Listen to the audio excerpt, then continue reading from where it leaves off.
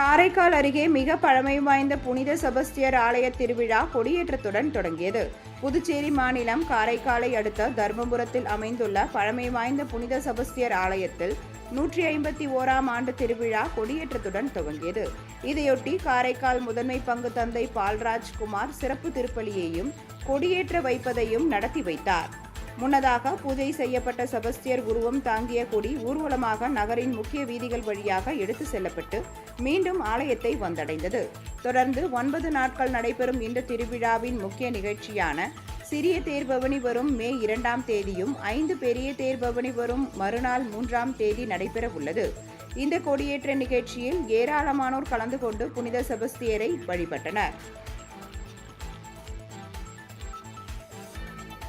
Sebastiare,